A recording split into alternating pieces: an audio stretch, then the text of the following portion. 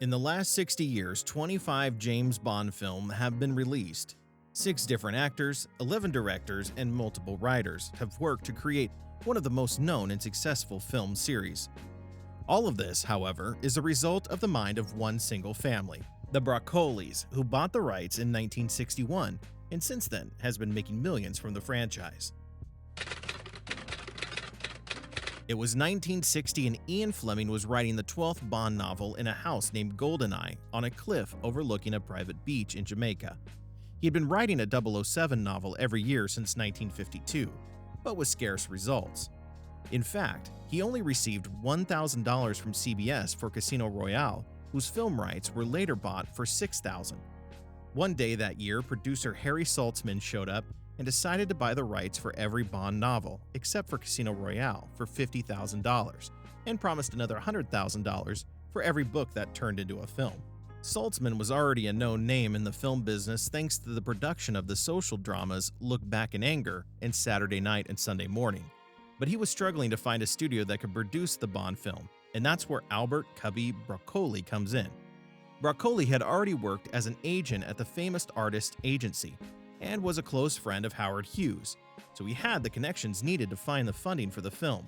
The first two made a proposal to Columbia Pictures, which replied with an offer of $400,000, plus some other restrictions, so they decided to decline the offer and talk to United Artists.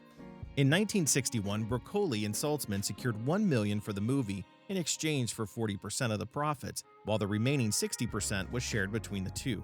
Later on, they founded EON Productions together with Dan Jacques LLC, which is the holding company responsible for the copyright and trademarks of James Bond on screen.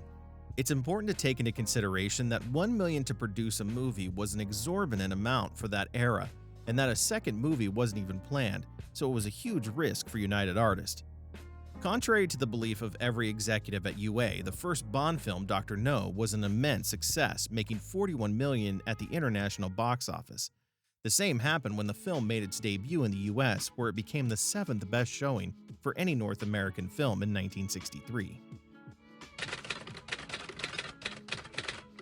The 60s represented some tough years for the movie industry, and because of that, they're remembered as the Hollywood 60s recession.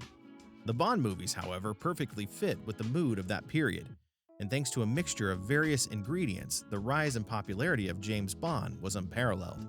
In 1979, UA reported that it generated $163 million, which is around $600 million today. Saltzman, however, wasn't as focused and as passionate about the Bond franchise as Broccoli was. He made some important financial investments in other fields using his shares as collateral, and after a series of unlucky events and bad decisions, was forced to sell it to UA. Around those years, UA was also facing some important issues. In particular, after the flop of Heaven's Gate, United Artists was purchased by MGM, which became the new studio for the Bond films. On top of that, in 1984, Sean Connery sued the franchise for allegedly failing to pay him the correct amount of profits for his work as Bond. Because of all these complications, no Bond movie was released from 1989 until 1995, when GoldenEye came out. 1 year later, in 1996, Cubby Broccoli passed away at the age of 87, leaving the guidance of the franchise to his stepson, Michael Wilson, and his daughter, Barbara Broccoli. Because of the passion and experience transmitted by Cubby, Barbara Broccoli and Michael Wilson are still guiding the franchise, and they're always adapting and innovating the image of James Bond to keep up with the always evolving times. In particular, they're still controlling the creative roles, and they also have the final word on every decision regarding the movies.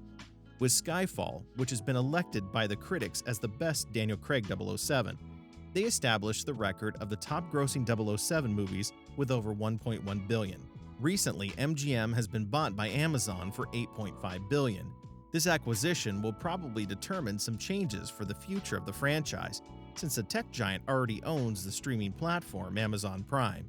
Even if Barbara Broccoli has already stated that 007 is a cinema event made for the big screen, the procedure of those firms can collide with the artist's vision of the Broccoli family, whose first interest has always and only been James Bond.